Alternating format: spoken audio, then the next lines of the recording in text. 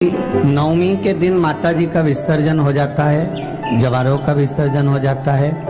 व्रत करने वाले कन्या पूजन भोजन भंडारा कराकर, सती कथा में कही थी कि नवरात्रे एकम से प्रारंभ नहीं होते, अमावस्या की रात्रि से प्रारंभ हो जाते, इसलिए उसको कहते हैं नवरात्रे।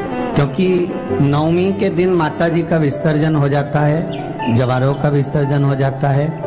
व्रत करने वाले कन्या पूजन भोजन भंडारा कराकर विराम दे देते हैं। तो नवमी की रात्रि उसमें नहीं जुड़ा पाती, उसमें रात्रि अगर जुड़ती है तो ये अमावस्या की रात्रि से जुड़ना प्रारंभ होता है, तब जाकर वो नवरात्रि पूर्ण हो पाती।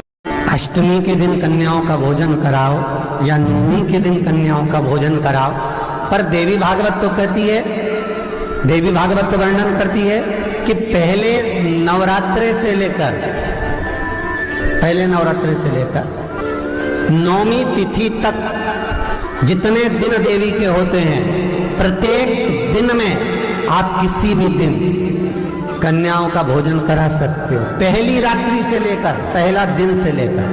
पर 9वें दिन तो सवेरे पूजन करके यज्ञ करके अनुष्ठान करके देवी को विसर्जन कर दिया, फिर नवरात्रि पूर्ण कैसे हुई? नवरात्रि की पूर्णता होती है अमावस्या की रात से गिनी जाती है। कौन से दिन से गिनते हैं? अमावस्या की रात्रि, फिर एकम की रात्रि, फिर दूज की रात्रि, ऐसे गिनते गिनते अष्टमी की रात्रि तक और नौमी के दिन सुबह तक या दोपहर तक या शाम तक, जब तक आप यज्ञ ना करें तब तक ये 9 रात्रियां पूर्ण गिनी जाती है महाराज देवी भागवत के हिसाब से पूर्णता। अब हमने कन्या भोजन का जो क्रम बनाया, अष्टमी के दिन करा देंगे, नौमी के दिन करा देंगे, इस तिथि को करा देंगे, पर भाव देखिए, शास्त्र कहता है भूखे को भोजन जब कराइए जब उसको भूख लगी हो, और ऐसों को कराइए जिसको जरूरत पड़ रही है। अभी नवरात्रि चल रहा है, दुर्गा सप्तशती का पाठ आप लोग कर रहे होंगे। कौन कौन कर रहा है? जरा हाथ उठाओ। आप लोग कर रहे हैं, बहुत अच्छी बात है। अगर आप नहीं कर रहे होगे तो ब्राह्मण दुर्गा सप्तशती का पाठ कर रहे होंगे।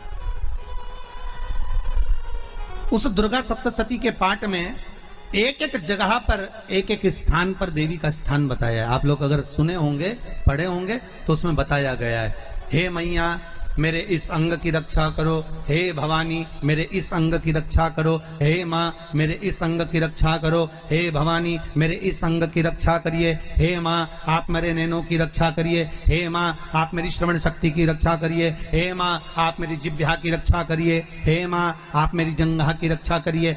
आया कि नहीं आया?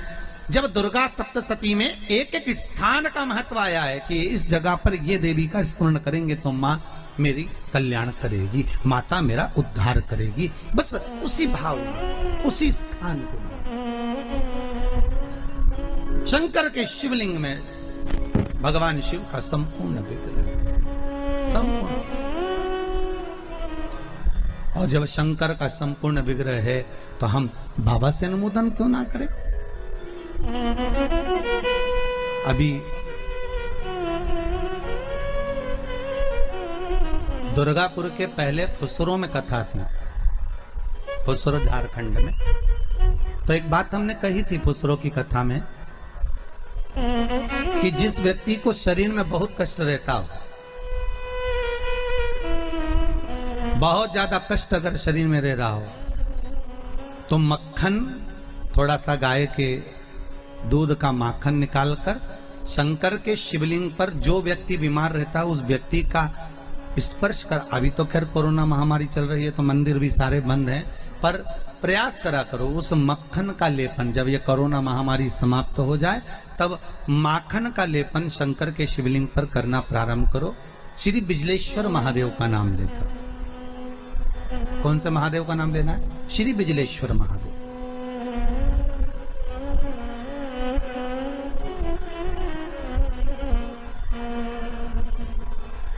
पूरी दुनिया में बिजलेश्वर महादेव एक ही जगह पर विराजमान है, हिमाचल में, मनाली के पास। पूरी दुनिया में शंकर जी का एक ही मंदिर है जहां पर बिजली गिरती है शिव जी के शिवलिंग पर और शिवलिंग के टुकड़े हो जाते हैं।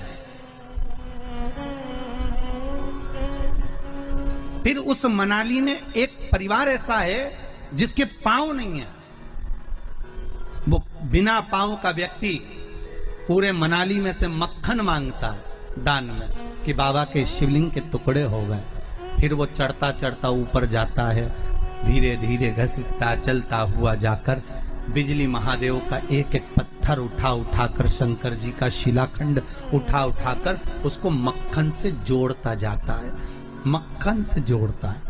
उसके बाद में फिर हाथी के पांव से भी तुड़वाओ, सूंड से भी तुड़वाओ तो वो शिवलिंग नहीं टूटता, मात्र मक्खन से चिपक जाता है। वो बिजली महादेव है। शंकर की अष्टमी के दिन कन्याओं का भोजन कराओ या नवमी के दिन कन्याओं का भोजन कराओ।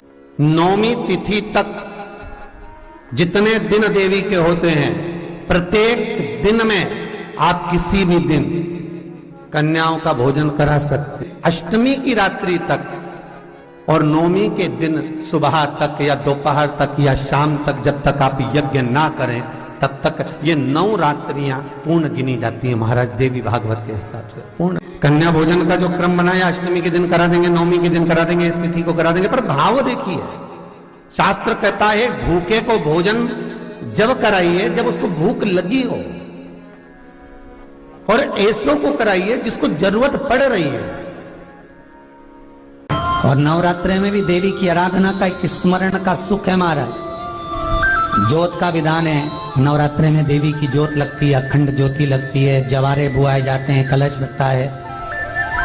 ज्योत का भी विधान है। जिसके यहाँ दिया अखंड जलाया जाता है, अगर वो दिए की लो, दिए की बाती अगर दक्षिण दिशा की होती है तो उसके घर में साल भर में एक घात जरूर होती है। जो दिया अखंड जलता है उसकी बाती का मुख दक्षिण का नहीं होना चाहिए। अगर आपने देवी भागवत का स्मरण कराओ, देवी भागवत को अगर सुना हो, तो देवी भागवत में स्पष्ट किया गया कि पूर्व की ओर मुख करा हुआ दिया, अर्थात पूर्व की ओर ज्योत जो जलाई जाती है वो संपदा की वृद्धि करती है। पश्चिम की ओर मुख कर कर जो ज्योत लगाई जाती है महाराज, वो वैभव को देती है। और उत्तर की ओर जो मुख कर कर ज्योत जलाई जाती है, उत्तर की ओर जो ज्योत का मुख रहता है वो आयु की वृद्धि करती है, घर में अकाल मौत को रोकती है। दक्षिण की ओर ज्योत ना लगाएं। अगर आपको लगाना है पूरब की लगाएं, पश्चिम की लगाएं या उत्तर की लगाएं।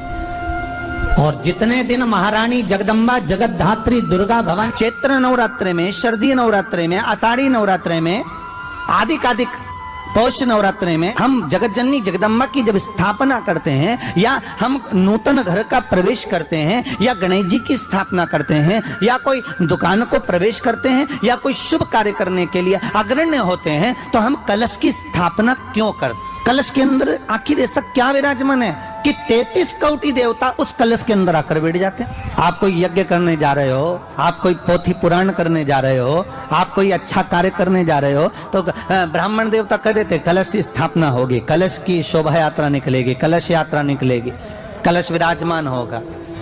उस कुंभ की उस घड़े की महत्वता कहां से प्रकट हो गई? शिव महापुराण की कथा कहती है महाराज, भगवान ओघड़दानी शंकर स्वयं आद्य शक्ति जगदम्बा से कहते हैं कि जगदम्बा तू क्या चाहती है बोल। तो जगत जननी जगदम्बा कहती है कि जहां मैं हूं वहां शंकर है, ये आपने कह दिया, पर जहां शंकर है वहां पार्वती का होना जरूरी है। उसके लिए सिद्ध करने के लिए एक स्थान ऐसा बनाया जाए जहां पर शंकर विराजमान है और शंकर के साथ पार्वती विराजमान है। तो शिव जी ने कहा पार्वती उसके लिए मैं तुझे एक सुंदर कलश का निर्माण कर कर देता हूं। अष्टमी के दिन कन्याओं का भोजन कराओ या नवमी के दिन कन्याओं का भोजन कराओ। पर देवी भागवत तो कहती है, देवी भागवत तो वर्णन करती है कि पहले नवरात्रि से लेकर नवमी तिथि तक जितने दिन देवी के होते हैं, प्रत्येक दिन में आप किसी भी दिन कन्याओं का भोजन करा सकते हो। पहली रात्रि से लेकर, पहला दिन से लेकर, पर 90 दिन तो सवेरे पूजन करके यज्ञ करके अनुष्ठान करके देवी को विसर्जन कर दिया। फिर नवरात्रि पूर्ण कैसे हुई? नवरात्रि की पूर्णता होती है अमावस्या की रात से गिनी जाती है। कौन से दिन?